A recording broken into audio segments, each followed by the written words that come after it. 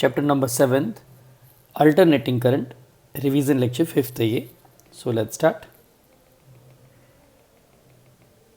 I hope आपने starting के 4 videos देख लिए होंगे, प्रिपेयर कर लिए होंगे. नाउ टॉपिक नंबर है 7.6. क्या मेंशन किया यहाँ पर? AC voltage applied to a series LCR circuit. मतलब यहाँ पे L, C और R तीनों कंपोनेंट हैं और सीरीज में है. किससे कनेक्ट करके रखा है हमने? AC वोल्टेज सप्लाई से. फर्स्ट क्वेश्चन क्या बनता है? Obtain the equation of maximum current, phase angle, impedance for LCR series AC circuit with the help of phasor method. इसी क्वेश्चन में भी पूछ सकते हैं what are the disadvantages of phasor method. Second question जो है यही सेम, लेकिन मेथड चेंज हो गई, एनालिटिकल मेथड है यहाँ पर. मीन्स अगर ये देखें तो 2 थियरी बन रही है, दोनों एक साथ हम कर देंगे, बस 2 मेथड चेंज हो रही है. एक में फेजर मेथड है और एक में क्या है? एनालिटिकल मेथड है. सो लेट्स स्टार्ट. स्टार्टिंग पॉइंट में सबसे पहले ये LCR सीरीज AC सर्किट दिख रहा है आपको.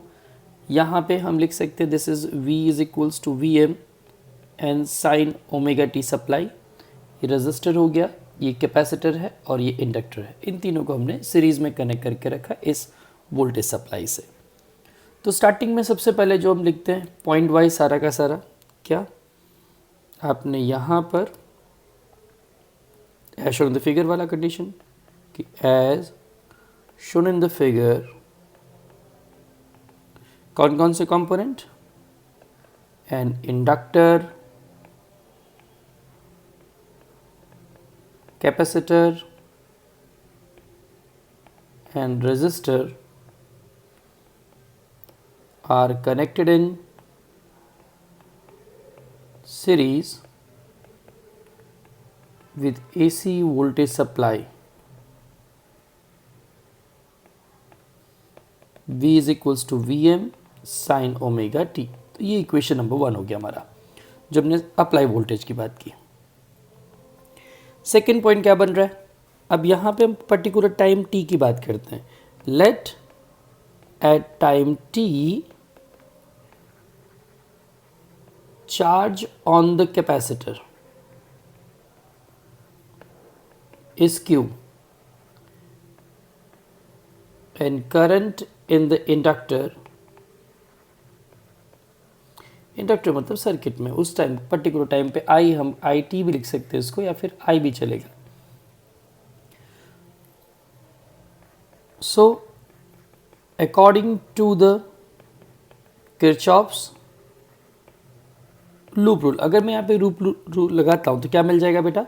दिस इज LdI/dt, ये इंडक्टर के लिए, फिर किसके लिए? रेजिस्टर के लिए IR आ जाएगा और कैपेसिटर के लिए Q/C. और ये सब किसके इक्वल होगा? V means it is VM sign omega t. Equation number 2. यहाँ तक तो दोनों मेथड के लिए सिमिलर रहेगा. अब मेथड यहाँ पे सबसे पहले कौन सी? हम फेजर मेथड की बात करते हैं. तो let's start the phasor method.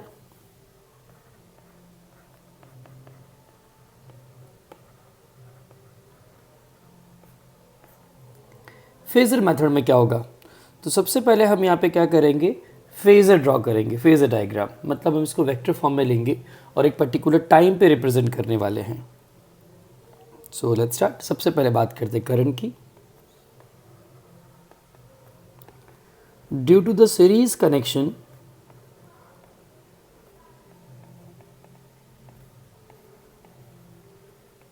current I is same for all the components for any fixed time.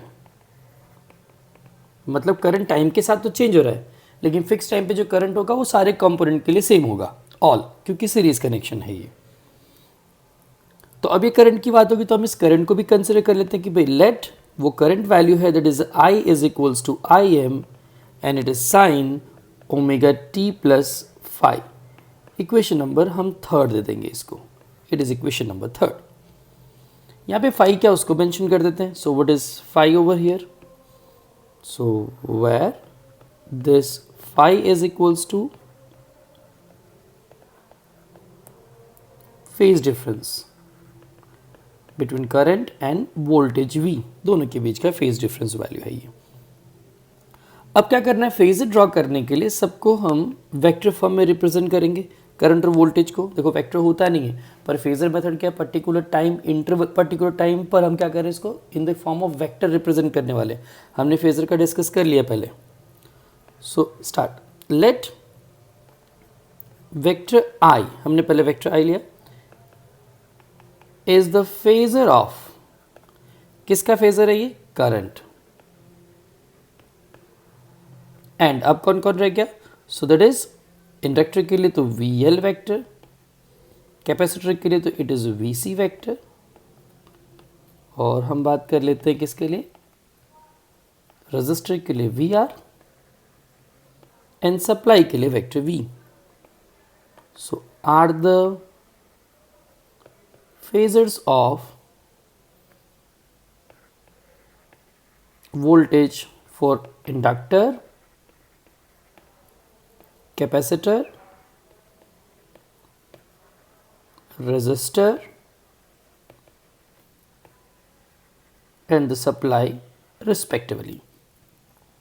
अभी हमने सारे कंपोनेंट के लिए कंडीशन ले ली, सबके फेजर हमने बना लिए कंसिडर कर लिए वेक्टर फॉर्म में। हमने इसके पहले की वीडियोस में देखा था कि इंडक्टर के लिए वोल्टेज और करंट की जो रिलेशन क्या है, कैपेसिटर के लिए क्या और रेजिस्टर के लिए। तो एक शॉर्ट में उसको फिर से लिख देते हैं, क्या, दैट एज वी नो, क्या जानते हैं हम, कंडीशंस देख लो, that vector V R is parallel to vector I, this vector V L ahead to vector I by pi by 2, याद आया ना, क्योंकि यहाँ पे क्या था, करंट पीछे मतलब वोल्टेज आगे। तो अब किसके लिए, कैपेसिटर के लिए, so I can write vector VC क्या होता है, इट इज बिहाइंड, किसके बिहाइंड, बिहाइंड टू I, क्योंकि करंट आगे होता है इसमें, it is by pi by 2। Vector से कोई कंफ्यूजन होनी नहीं चाहिए, हम यहाँ पे फेजर ड्रॉ कर रहे हैं, वेक्टर फॉर्म में ड्रॉ कर रहे हैं। आप बिना वेक्टर के भी लिखोगे तो कोई प्रॉब्लम नहीं, पर रियल रिप्रेजेंटेशन वेक्टर फॉर्म में होना चाहिए। सो लेट्स स्टार्ट, अब इसका हम फेजर ड्रॉ करते हैं, मतलब वेक्टर फॉर्म ड्रॉ करते हैं इसका। चलो ये हमने पहले एक्सिस ड्रॉ कर लिया,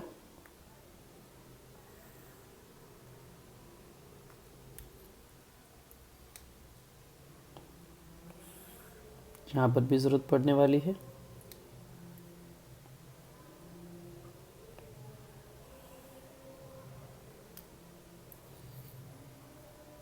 सबसे पहले मैंने यहाँ पे अज्यूम कर लिया करंट के लिए। देखो जैसे करंट की लाइन छोटी होनी चाहिए, पर हम फेजर ड्रॉ कर रहे हैं वोल्टेज के लिए, मेन टारगेट वोल्टेज का, इसलिए चलेगा। ये हमने ड्रॉ किया वोल्टेज के लिए, किसके वोल्टेज के लिए, it is for the resistor, क्योंकि ये पैरेलल होता है। तो यहाँ पर आ गया, it is vector V R, done. ये जो एंगल बन रहा है, this angle will be omega T plus five current का। Now what about the L inductor and for the capacitor. तो क्या कंडीशन है देख लो यहाँ पर कि कैपेसिटर क्या, इट इज़ बिहाइंड I, तो I से पीछे पाई बाय 2 में होना चाहिए। तो अगर मैं यहाँ पे ड्रॉ करूँ इसके लिए, तो लाइन यहाँ बनती है,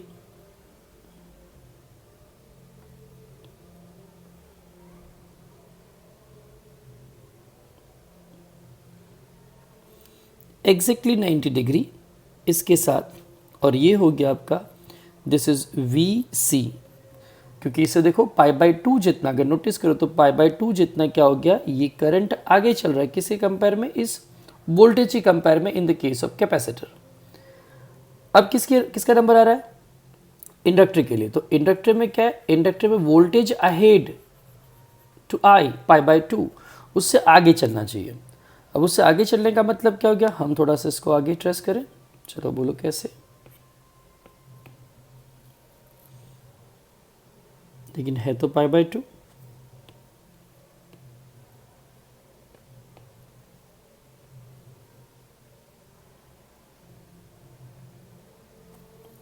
लाइक दिस, तो इससे पाई बाय 2 हो गया, दिस इज VL वेक्टर। हमने यहाँ पे इंडक्टर के लिए वोल्टेज वैल्यू कम शो कर दी लाइन से, और कैपेसिटर दोनों म्यूचुअली अपोजिट इन डायरेक्शन में है।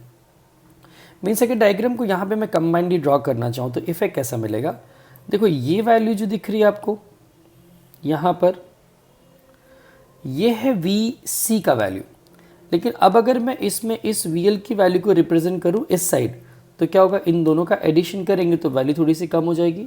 वाई? बिकॉज ऑफ दोनों म्यूचुअली अपोजिट इन डायरेक्शन में है। तो मैं इसको लिख सकता हूँ, it is vector V C plus vector V L. Minus नहीं आएगा क्योंकि vector V L actually V C से अपोजिट ही है, तो हमने वेक्टर एडिशन यहाँ पर रिप्रेजेंट किया है। बाकी ये वैल्यूज़ तो वैसे रहने वाली, इनमें तो कोई चेंजेस नहीं है। ये करंट की लाइन यहाँ पर हो गई, इसी पे किसकी लाइन आ जाएगी, वोल्टेज की आ जाएगी, तो ये रहा ये लाइन। तो हमने जो रिजल्ट निकाला ये यहाँ पे लिखते रहो मैं, this is for the vector I and here it is V R, this is V R vector. तो इसका रिजल्टेंट क्या होगा, so we can draw the resultant vector. कैसे? Parallelogram method. इसके पैरेलल यहाँ पे ड्रॉ करेंगे एक लाइन, इसके पैरेलल यहाँ पे एक लाइन ड्रॉ होगी लाइक दिस। तो अपना रिजल्टेंट वेक्टर जो मिलने वाला है, it will be here, sorry हम इसको इसके पैरेलल लेंगे,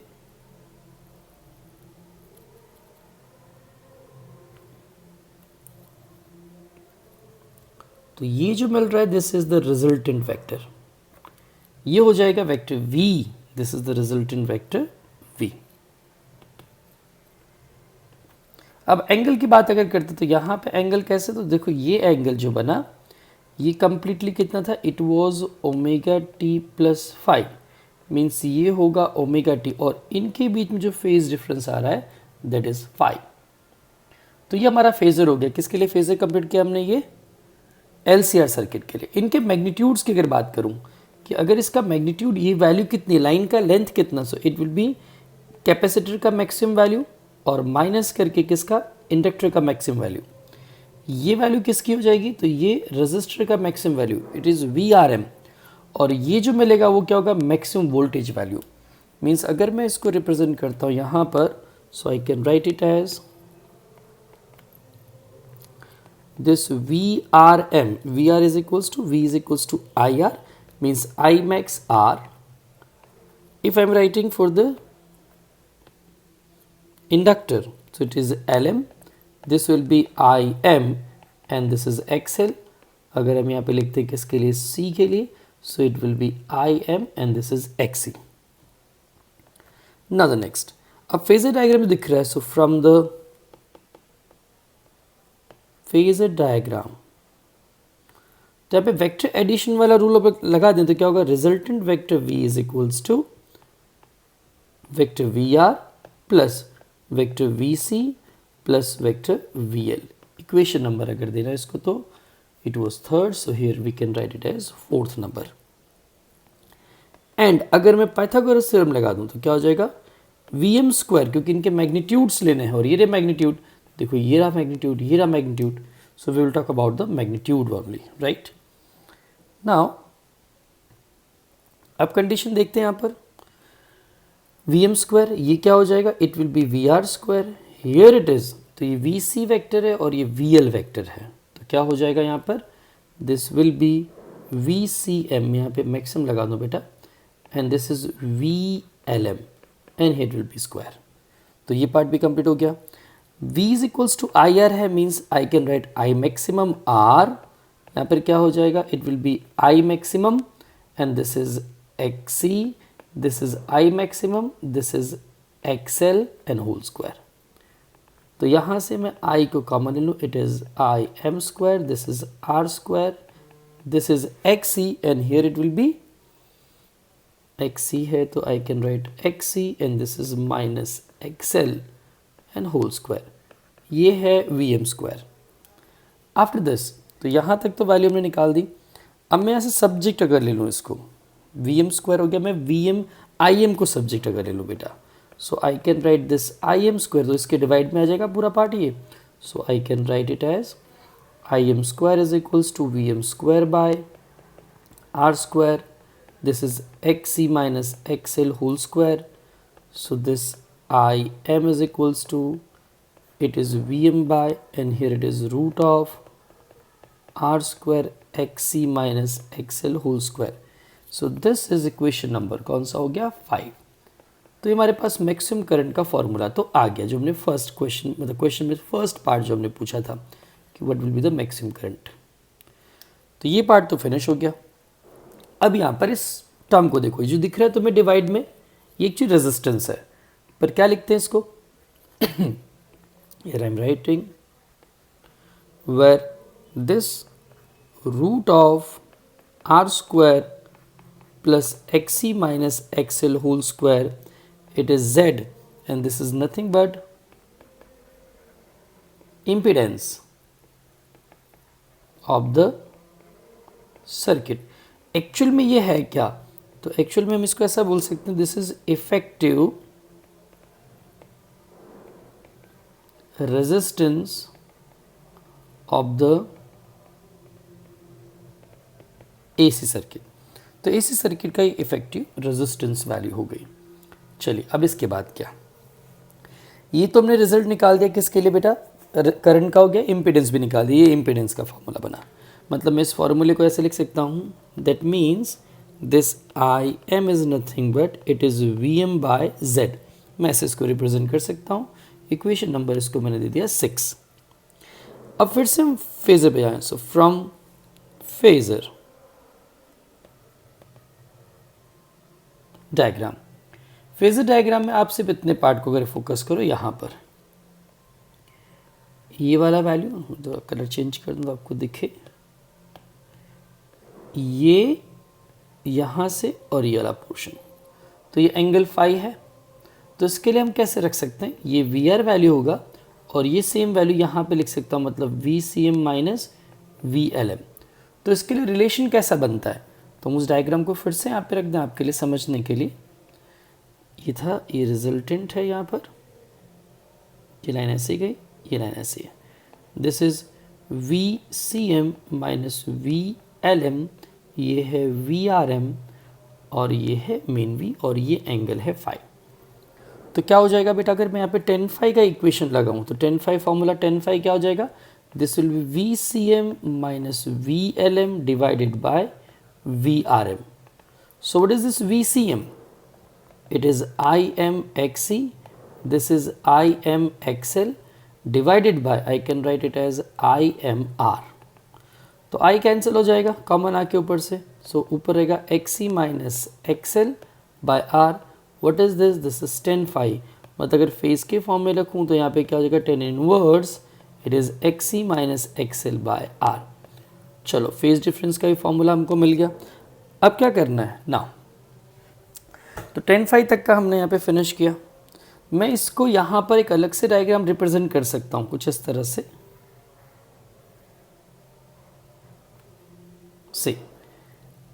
this can be written as R, this can be written as XC minus XL and here it is Z and what is this, this will be phi.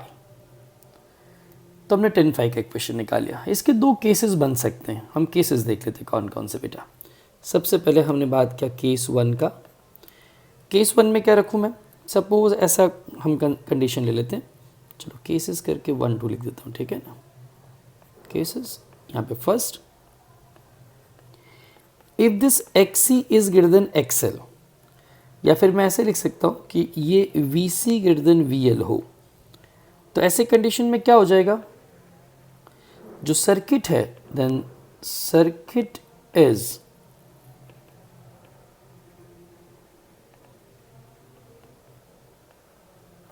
Predominantly capacitive. मतलब यहाँ पे capacitor heavy होगा तो circuit capacitive circuit की तरह behave करेगी। तो लिख सकता हूँ मैं यहाँ पे, that means current I ahead to V by कितने फेज से, बाय फेज फाई, जो अपने पास है वो फेज। सेकेंड, अगर मैं ऐसे लिख दूं कि if this XC is less than XL, तो ऐसा क्या हो जाएगा इस केस में, देन सर्किट इज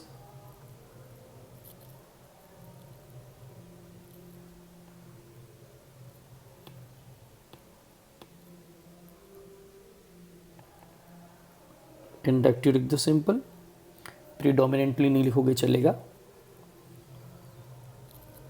इंडक्टिव, तो इसका मीनिंग क्या हो जाएगा बेटा?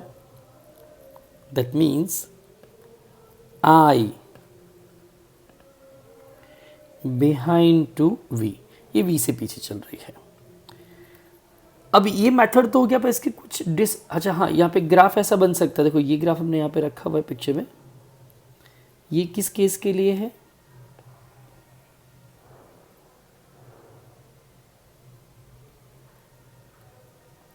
ये कंडीशन किसका फेजर डायग्राम है? कौन सी कंडीशन के लिए बना हुआ है फेजर डायग्राम हमारा ये?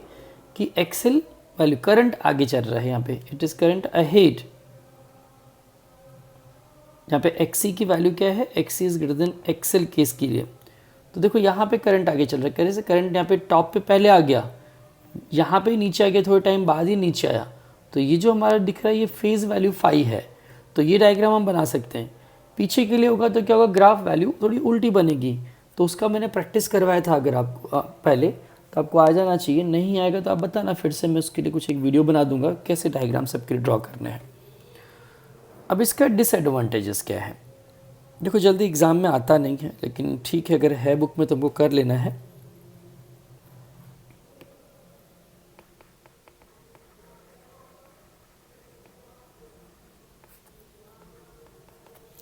फर्स्ट कंडीशन क्या होता है कि ये एक्चुअल में इनिशियल वैल्यूज को नहीं बताता। Means phasor diagram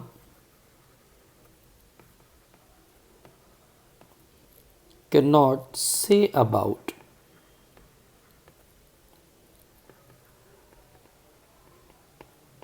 the initial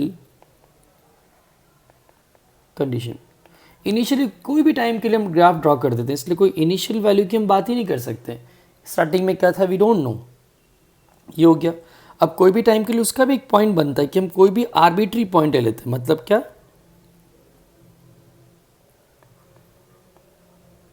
for any arbitrary value.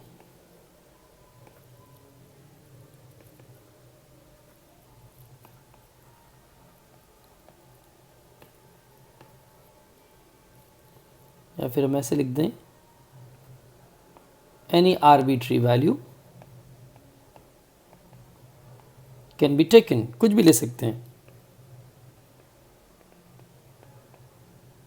And different phasors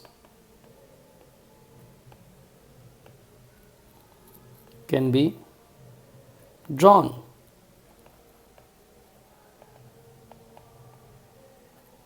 which shows the relative angle between phasors। मतलब हम जब कोई भी टाइम ले लेते, सपोज हमने यहाँ पे ड्रॉ किया, तो ये एक पर्टिकुलर टाइम ओमेगा t1 के लिए ले लिया, तो कुछ टाइम के बाद आप यहाँ भी ड्रॉ कर सकते हो, कहीं पर भी ड्राइंग हो सकती है। मतलब कोई फिक्स वैल्यू लेना ऐसा मालूम ही नहीं है, तो जो जिस टाइम पे लेगा उसके हिसाब से फेज भी निकाल लेगा। सो व्हाट इज दिस? ये आर्बिट्री वैल्यू है, इसलिए क्या ये प्रॉपर आंसर नहीं दे पाता। थर्ड पॉइंट पे अगर चलते अपने, जो सोल्यूशन हमको मिलता है, solution obtained is the steady state।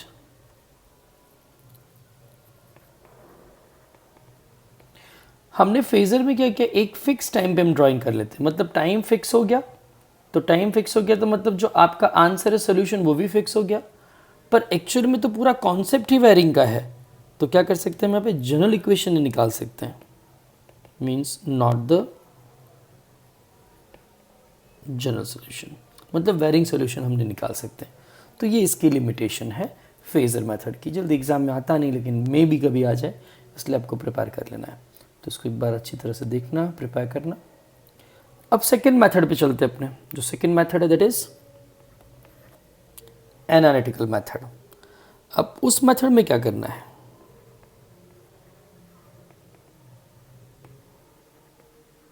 पूरा मैथ्स है। तो जो स्टार्टिंग के इक्वेशन है वो तो एज इट इज, तो हमने जो स्टार्टिंग में थ्योरी पार्ट लिखा हो तो लिख ही देना, उतना सेम डायग्राम बनाना है, as shown in the figure, वो सब पार्ट तो लिखना ही लिखना है। आप स्टार्ट कहाँ से करेंगे? उस इक्वेशन से। क्या था? It was L di by dt plus I R Q by C is equals to V M sine omega t. ये हो गया इक्वेशन नंबर 2, क्योंकि 1 तो हमने लिखा था वहाँ पर। अब एक बार देख लो, यहाँ पर हम इस इक्वेशन की बात करें, इक्वेशन नंबर 2 से स्टार्ट किया मैंने।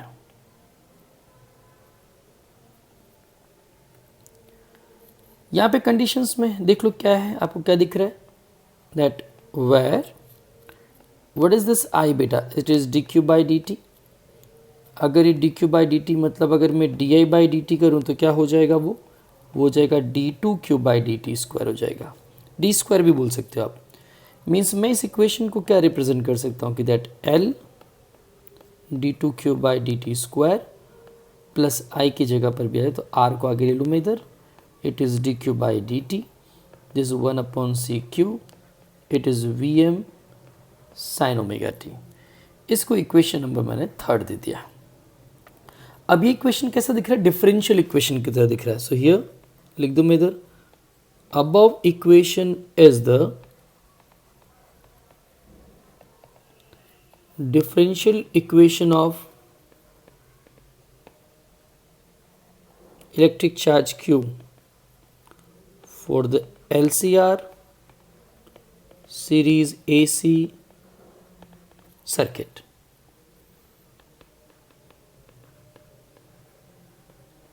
Its solution, तो इसका solution क्या हो जाएगा, that will be Q is equals to QM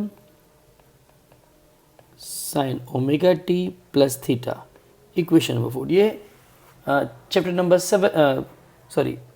14 15 chapter पढ़ा था, 14 ऑसिलेशन 11th स्टैंडर्ड में हमने उसका यूज़ किया यहाँ पर, राइट।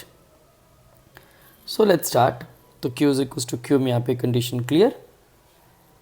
अब सोल्यूशन हो गया, अब इसको और डिराइव करते हैं। तो सबसे पहले बात आती है D Q by D T की। तो बाय वालों को डिफ्रेंशिएशन में से आता होगा, I hope. Q M constant रहेगा, साइन का बेटा cos omega T plus theta हो जाएगा। फिर से डिफ्रेंशिएट जब इसको करेंगे तो सिर्फ ओमेगा रहेगा, बाकी टर्म हट जाएंगे। So here it is omega, means it can be written as, ये हो गया Q M omega cos omega T plus theta. मैं इसको इक्वेशन नंबर 5 बोल दूँ। एंड जब मैं इसको फिर से डिफ्रेंशिएट करता हूँ, सेकेंड ऑर्डर डिफ्रेंशिएशन, तो इसमें क्यू एम और ओमेगा कांस्टेंट रहेगा और कॉस का हो जाएगा माइनस साइन, तो it is omega T plus theta. वापस यहाँ पर होगा तो ओमेगा एज इट इज़ आएगा, means I can write minus Q M omega square sine omega T plus theta, equation number 6 हो गया। चलिए यहाँ तक तो हमने इसको क्लियर कर दिया। अब इन इक्वेशंस का यूज़ करते हैं इक्वेशन नंबर किसमें, 3rd में। तो यहाँ पे सिंपल लिख सकते हो, using above results in the equation which one, 3rd। तो 3rd नंबर की इक्वेशन पे फोकस रखो और आपको आइडिया आएगा क्या है। यहाँ पे थोड़ा छोटा कर दूँ मैं इसको, समझ में आपको। L, तो चलो L तो एज इट इज़ हो गया, right. D two Q and double differentiation वाला पार्ट यानी ये आएगा, it is Q M omega square sine omega T plus theta. फिर यहाँ पे R d Q by D t, चलो आर लिखा, d Q by D t का टर्म मतलब ये 5th वाला, it will be Q M omega cos omega T plus theta हो गया। लास्ट में ये इट इज़ 1/c, क्यू की जगह 4th equation, it is Q M sine omega T plus theta equals to, ये तो है ही V M sine omega T. आप सॉल्व करते हैं इसको आगे। नाउ सी, अब इसमें ज़बरदस्ती हम क्या करते हैं, क्यू एम ओमेगा कॉमन लेते हैं। तो आपको यहाँ पे क्या मिलने वाला है, इस पार्ट को देखो यहाँ पर। तो क्यू एम ओमेगा चला गया, it will be minus L omega and here it is sine omega T plus theta. यहाँ से चला गया, it will be R cos omega T plus theta. यहाँ से क्यू एम तो गया पर ओमेगा नहीं है, तो 1/ओमेगा c हो गया, it is sine omega T plus theta equals में आएगा, it is V M sine omega t. अब अगर बेटा यहाँ पर देखो आप, तो ये जो पार्ट दिख रहा है इसमें साइन है और यहाँ पे साइन है, तो इनको मैं कॉमन ले सकता हूँ यहाँ पर। So I can write it as it is Q M omega. तो इस वाले पार्ट को मैं पहले लिख रहा हूँ, it is R cos omega T plus theta. यहाँ से इसमें मैं साइन कॉमन लूँ, it is plus one by omega C minus omega L, and here it is sin omega t plus theta equals के उससे it is Vm sin omega t। यहाँ पे मैंने Qm ओमेगा ऐसे लिखा, it is R cos omega t plus theta as it is। अब देखो यहाँ पर तो ये फर्स्ट वाला है XC और दूसरा है XL, तो मैं इसको ऐसे लिख सकता हूँ, this is omega t plus theta equals to it is Vm sin omega t। अब यहाँ पे थोड़ा सा हम सेटअप कर रहे हैं, मल्टीप्लाई कर रहे हैं, z से मल्टीप्लाई करूँ और z से डिवाइड करने वाला हूँ मैं। क्यों कर रहे हैं, हम एक पर्टिकुलर इक्वेशन बनाना चाहते हैं इसलिए। तो मैं इसके बाद के स्टेप में क्या कर रहा हूँ, सिंपल मैं मल्टीप्लाई डिवाइड कर रहा हूँ। इस बात को ध्यान रखने के लिए मैं थोड़ा सा अलग लिख दिया पे, z से मैंने मल्टीप्लाई किया इसको, तो जितने से मल्टीप्लाई किया उससे डिवाइड भी करना पड़ेगा, पर मैं इंडिविजुअल डिवाइड कर रहा हूँ ऐसे। डिवाइड तो दोनों में जाएगा क्योंकि दोनों बीच में देखो एडिशन है इसके बीच में, करेक्ट ना। तो z से मल्टीप्लाई और z से डिवाइड करने वाले अपने, सिंपल। तो हमने एक स्टेप चाहो तो बढ़ा दो, पर चलता है, डायरेक्ट समझ लेना। z से हमने डिवाइड किया यहाँ पर, तो बाकी का पार्ट तो सेम है, it is cos omega T plus theta यहाँ पर है। यहाँ पर ये XC माइनस XL है और इसके डिवाइड में क्या आ जाएगा, z आ जाएगा, and here it will B sign omega T plus theta, here it is Vm sign omega T. Done.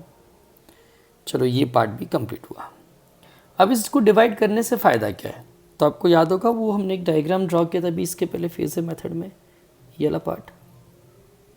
तो यहाँ पे आप चीज़ों को समझ सकते हो कैसे, अगर ये एंगल फाई है, यहाँ पे ये वैल्यू r थी, ये वैल्यू z है और ये है XC माइनस XL, तो इस पे से आप कंडीशन देख सकते हो। सो मैं यहाँ पे लिख रहा हूँ हियर टेन फाई क्या हो जाएगा, it will be XC minus XL by R होगा। साइन फाई क्या हो जाएगा, तो साइन फाई हो जाएगा it is XC minus XL upon Z, और कॉस फाई क्या हो जाएगा, it will be R by Z। तो इन वैल्यूज़ को मैं यहाँ पे पुटअप कर सकता हूँ। जो साइन वाला पोर्शन दिख रहा है आपको ये यहाँ पर आ जाएगा, और ये जो कॉस वाला दिख रहा है वो यहाँ आ जाएगा। तो हमारा इक्वेशन कैसे बनने वाला है, it is z Q M omega, यहाँ पर हो गया cos phi cos omega T plus theta, ये हो जाएगा sine phi and here it is sine omega T plus theta, this is V M sine omega t. थोड़ा systematic अगर लिखूँ तो z क्यू एम ओमेगा कैसे, cos omega T plus theta और cos phi, यहाँ पे sine omega T plus theta और sine phi, यहाँ पे V M sine omega t. ये फॉर्मूला है बेटा cos alpha cos beta plus sine alpha sine beta के लिए। तो मैं इसको लिख सकता हूँ z क्यू एम ओमेगा। तो ये फॉर्मूला बनेगा डायरेक्टली कॉस के लिए, क्या हो जाएगा ये, it will be cos omega T plus theta minus phi आ जाएगा, ये फॉर्मूला डायरेक्टली इसके लिए। और इक्वल्स मतलब ये पूरा पोर्शन दिख रहा है आपको, यहाँ से लेके यहाँ तक को मैंने एक इक्वेशन बनाया। क्या है वो इक्वेशन, ये है इक्वेशन। ओके, तो बाय वाले थोड़ा लर्न करें ना इस फॉर्मूले को। It is V M sine omega t. अब यहाँ पर थोड़ा सा और बात करते हैं अपने, it is Z Q M omega cos omega T plus theta minus phi तो है, मैं इसको भी कॉस में ट्रांसफर करना चाहता हूँ, तो मैं इसको लिख सकता हूँ cos it will be omega T minus pi by two. देखो मैं cos pi by two minus omega भी लिख सकता हूँ, क्योंकि कॉस फंक्शन इसलिए माइनस बाहर जाने से कोई फ़र्क पड़ने वाला नहीं है। तो मैंने इसको लिखा ओमेगा टी आगे है तो यहाँ पे भी आगे बना रहा है इसलिए। सो दोनों कंपेयर करते थे, Z Q M omega is equals to क्या हो गया वी एम, एंड ये जो टर्म दिख रहा है आपको cos omega T plus theta minus phi, ये हो जाएगा cos omega T minus pi by 2। तो पहले इसकी बात कर लेते हैं। देखो V है यहाँ पे रेजिस्टर, तो ऑब्वियसली करंट होगा, मतलब Z I M is equals to V M. Means यहाँ पे आई एम मैक्स का फॉर्मूला हो गया वी एम बाय जेड। चलो ये भी इक्वेशन बन गया हमारे लिए। हम इसको इक्वेशन नंबर दे सकते हैं कितना, 6 तक आए थे ना, I can give it as 7th। और ये भी लिख दें कि where this Q M omega is nothing but I M. This is equation number 8। So here ये दोनों भी इक्वल हो जाएंगे, so I can write omega T plus theta minus phi is equals to omega T minus pi by 2। दोनों side आप देखो तो ये कैंसिल हो जाएगा। सो यू विल हैव, अब इसमें किसको सब्जेक्ट लूँ, मैं थीटा को सब्जेक्ट ले रहा हूँ। So theta is equals to क्या हो जाएगा, it will be phi minus pi by 2। ये टर्म बन गया। अब इसका यूज़ कर सकते बेटा अपने आगे। तो चलो अपना जो इक्वेशन था करंट के लिए एज आई क्या था ना, वो D Q by D T is equals to जो मिला था, it was Q M omega. इसके पहले देखो तो मालूम पड़ेगा it is cos omega T plus theta. तो अगर यहाँ पे वैल्यू को मैं पुटअप करूँ तो omega T as it is, ये हो जाएगा 5 माइनस पाई बाई 2। अब क्या हो जाएगा, तो कॉस 90 वाला कंडीशन आ गया, मतलब क्या हो जाएगा बेटा, ये साइन बन जाएगा, it is omega T plus 5 हो गया। This will be I M and this is sine omega T plus 5। तो हमने करंट का डिफरेंशियल इक्वेशन के सॉल्यूशन के फॉर्म में भी रिप्रेजेंट कर दिया। और एक बात करते किसके लिए, आई एम वाली जो बात थी, I M is equals to V M by Z अभी निकाला था हमने, तो यहाँ पे मैं वैल्यू रख सकता हूँ। ये क्या हो जाएगा, root of it is R square X C minus X L whole square. कहाँ से आया, ये जो मैं डायग्राम बनाया था वो वाला अभी, ये आर है, ये x C minus X L है और ये जेड है। तो मैं जेड को पाइथागोरस से फाइंड कर सकता हूँ। और यहीं से ये भी हमने निकाल लिया पहले, कौन सा, it is tan phi is equals to क्या हो जाएगा वो, it is X C minus X L by R. That means phi is equals to tan inverse of X C minus X L by R. तो सारी equation हमने यहाँ पे prove कर दिए। इक्वेशन नंबर इसको भी दे दूँ, लास्ट में 8 तक था, तो this is 9 and this is 10th number.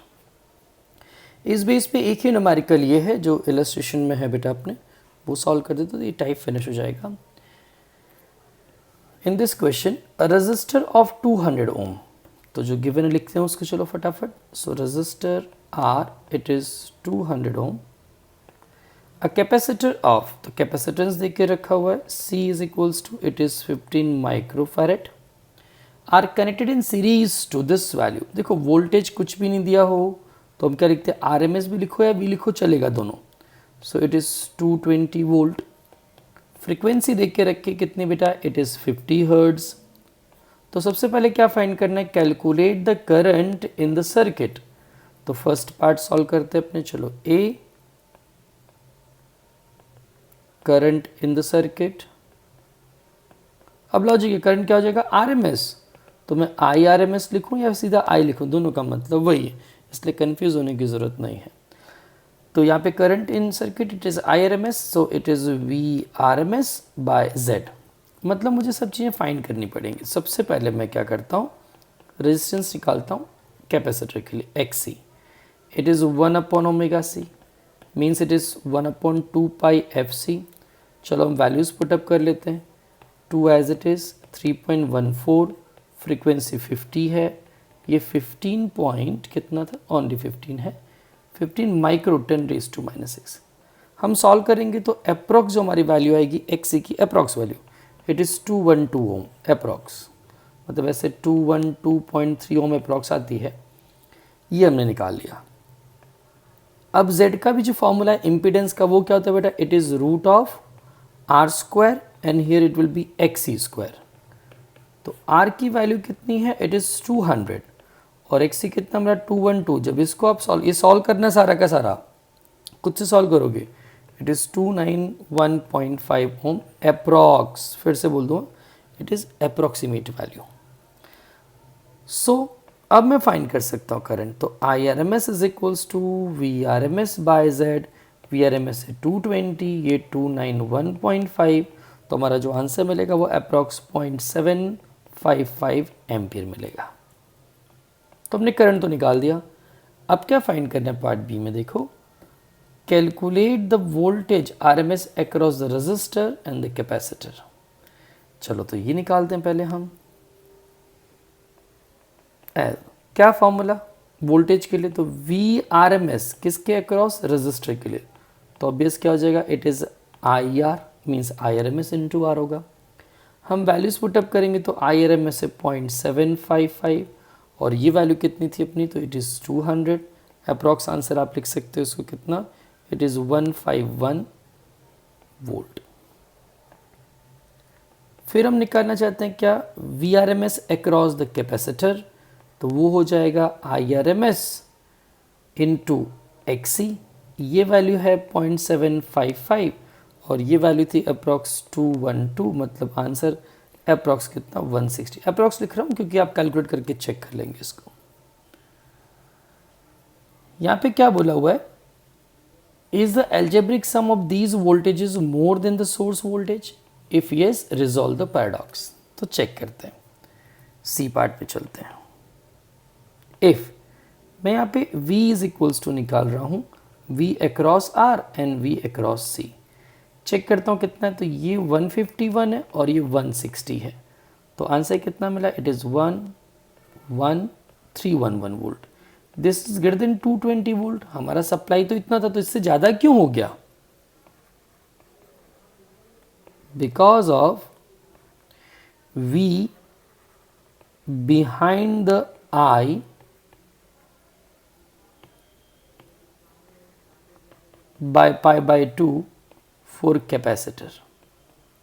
तो कैपेसिटर से अगर इतना पीछे, मतलब ये कंडीशन बनेगी, रजिस्टर के लिए वी आर यहाँ और कैपेसिटर के लिए हम यहाँ पे नीचे साइड बता दें डायरेक्शनल, ये कैपेसिटर, ये पाई बाय 2 का यहाँ पे बना एंगल। तो अब अगर मुझे रिजल्टेंट फाइंड करना तो मैं ऐसे फाइंड करूँगा, मीन्स पाइथागोरस लगाएंगे। So here it will be V R square and this is V C square. अब वी आर कितना है, सो इट इज़ अप्रॉक्स 151, तो ये 151 और ये अप्रॉक्स 160 आप सॉल्व करेंगे, then you will get approx 220 volt. तो इस तरह से इसको हम सॉल्व कर सकते हैं। तो ये टाइप फिनिश हुआ।